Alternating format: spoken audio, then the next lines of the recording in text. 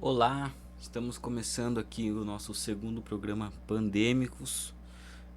Hoje temos ao fundo aí a CPI da pandemia, que é o tema que eu vou fazer o terceiro vídeo. Quero falar um pouquinho sobre como é que está sendo os trabalhos, até aonde está agora, o que a gente tem de dados e que a gente pode dizer, né, sobre esse assunto. Mas antes, hoje eu queria finalizar um pouco, pelo menos em partes, porque é um assunto que a gente sempre vai ter tá em pauta, mas o que foi falado ontem sobre a questão das crises climáticas, né, que a gente está tendo no nosso planeta e que são urgentes as demandas e como a gente tem visto aí como que os governos lidam com isso, como tem de dados ao redor do mundo. É, a gente tem aqui algumas questões que são bem fortes e bem marcantes que darão rumo pra gente enquanto humanidade. A gente tem aqui alguns problemas assim que a gente percebe que fazem parte do ecossistema, que mantém a vida, né? E algumas coisas assim que a gente tem visto que a gente já tem ultrapassado aí, chegado no limite dessas fronteiras, é a própria acidificação dos oceanos. Isso tem acabado com os recifes, com os corais. A gente tem a questão também do uso da água, a quantidade que se usa de água. Isso já é totalmente vinculado também à questão do manejo e uso da terra. A gente tira a floresta e planta um monte de mesma coisa, né? É uma monocultura.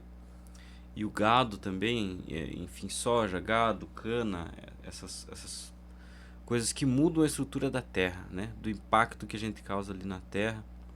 Até vou dar uma olhada aqui na colinha, ver se eu não esqueço mais nada, é tanta coisa. A perca da biodiversidade, e isso envolve aí tipo, a perca das florestas, da vegetação, da fauna, da flora mesmo em si, né? A emissão dos gases poluentes, que acho que é um grande problema, que isso, além da emissão dos gases que causam o superaquecimento do planeta, também tem a questão da destruição da camada de ozônio, que vem a ser um outro problema que a gente tem também. É a questão do fósforo e nitrogênio, porque a gente usa muito esses fertilizantes assim, retirados de um local, eles são sintetizados para ser aplicados nas plantas ali para elas terem um melhor desempenho. O problema é que o ciclo, tanto do nitrogênio quanto do fósforo, eles são extremamente demorados. Então tudo que a gente está retirando do solo, ela não vai voltar assim tão fácil. Então é algo que a gente vai ter um problema gravíssimo, né? A quantidade de material plástico, assim que não é natural, que não é biodegradável no planeta agora é extremamente alto, né? Então basicamente são nove fronteiras. Algumas delas a gente já ultrapassou. E aí assim, o que a gente tem para olhar de esperança nesse sentido? Eu acho que, na minha visão, a gente tem três aspectos importantíssimos para que a gente consiga mudar esse aspecto no decorrer dos próximos anos.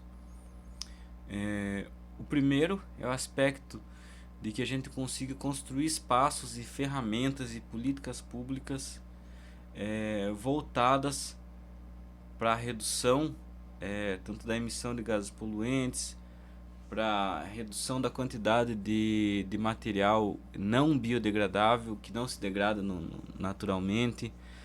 O manejo e o uso da terra, a gente precisa mudar muito isso. Isso envolve determinados sistemas de alimentação que a gente precisa realmente mexer. Não digo que todo mundo vai ter que virar vegano, mas a gente vai ter que rever a forma como que a gente consome carne, como a gente consome não somente a carne, mas como outras comidas ali que envolvem diversos fertilizantes e produtos químicos que são utilizados.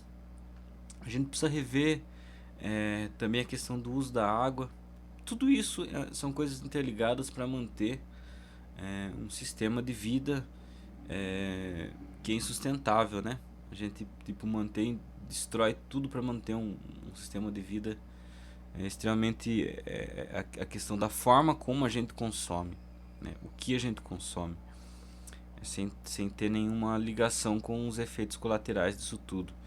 Então é preciso políticas públicas, é preciso que os governos tenham essa noção E eles trabalham em cima de pactos, né, de grandes parcerias. E a gente, para poder avançar nesse sentido, precisa de mais democracia. É uma outra coisa que eu quero falar, após falar um pouco sobre essa pandemia, é que 60 ditaduras no mundo, pelo menos metade da população mundial vive sob ditaduras. Isso é uma questão que dificulta em todos os aspectos a preservação ambiental de todos os sistemas. Mas é preciso avançar nesses pactos, eu já vou falar disso.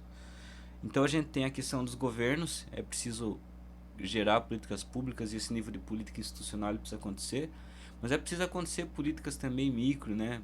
Ou melhor, políticas dentro de processos democráticos como modos de vida, né? Questões comunitárias, espaços comunitários que consigam desenvolver ações de desenvolvimento local a partir das suas interações e do seu capital social. Isso é de praxe para a gente conseguir também avançar. Porque esses processos também eles desencadeiam uma nova opinião pública e força a pressão para que os governos possam desenvolver essas ações de políticas públicas e investir nesses espaços, né? E o terceiro é o setor privado, né? A iniciativa privada, ela tende e pretende, né? E acho que tudo isso passa por essas ligações entre esses três espaços, ela tende a desenvolver inovação nesse âmbito de materiais mais sustentáveis, de projetos mais sustentáveis, de ações mais sustentáveis, de produtos mais sustentáveis. Eu acho que a gente tem essa tendência nos próximos anos de conseguir ver isso. Então eu acho que a questão dos governos, a criação de políticas públicas e de agendas em comum, isso passa tanto pelos tripartites quanto de Estado, município e governo federal, quanto a nível de política externa, né? Ações e projetos comunitários, incentivo a ações e projetos comunitários ou a construção de sistemas de que esses projetos comunitários aconteçam. Incentivar processos mais cooperativos, né? Isso para mim é fomentar a democracia como modo de vida. E isso envolve sustentabilidade. E o terceiro é a iniciativa privada. A iniciativa privada também ela precisa, óbvio, de incentivos. Tudo isso envolve primeiramente a nível de governos, né? Mas tudo isso tem que estar interligado e essas discussões precisam acontecer. E o que a gente tem de espaço no planeta para falar sobre esse assunto? O Biden, ele tem, claro, né, a esquerda em geral agora vai apontar diversas questões da política internacional de Biden, principalmente pelos embargos que Cuba já sofre. Aliás, os embargos de Cuba eles vêm pós ditadura, né? Então é uma questão que envolve, claro, os embargos são terríveis, não estou dizendo isso não, nem que os Estados Unidos tenham uma política internacional toda boazinha, mas os embargos são terríveis, nós também temos uma ditadura que envolve essas questões que eu falei anteriormente também, que dificulta. Mas Biden ele trouxe uma questão, primeiro derrubou Trump, isso para o planeta agradece, né? Ele veio com um tom mais conciliador, política internacional ele ainda vê de certa forma aquela questão anticomunista que os Estados Unidos sempre traz, esse formato mais de olhar inclusive a questão da como a China tem trabalhado tanto das vacinas quanto da retomada econômica, eles têm uma visão de guerra mesmo, isso é de praxe, porém ele trouxe, puxou no início do ano já uma conversa sobre a questão das reduções das emissões de poluentes e entre outras questões, né? Ele puxou esse assunto a nível internacional para se debater. A gente era para ter agora também a conferência do clima, isso era muito importante, acho que vai ter no ano que vem, vai rolar. A gente está para ter ano que vem também a Rio mais 30. A gente está também para ter a Estocolmo mais 50. Ambos são eventos importantíssimos a nível internacional de debate. Aqui no Brasil a F-Bons já vem puxando a conversa com os movimentos sociais e aí já abrange uma questão mesmo que no Brasil sim, os movimentos sociais em geral eles têm uma atuação muito boa politicamente.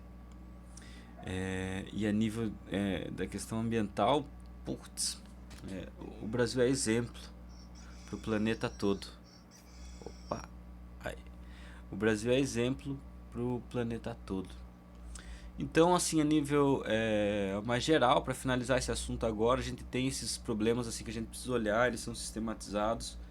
A gente tem formas de onde essas mudanças elas vão acontecer, e a gente tem aí perspectivas de que ano que vem a gente possa vir a começar a mudar esse jogo aí. Por hoje é isso, uma coisa mais rápida. Amanhã eu vou falar um pouco mais sobre a CPI da pandemia. E por enquanto é isso, galera. Até a próxima, um abraço.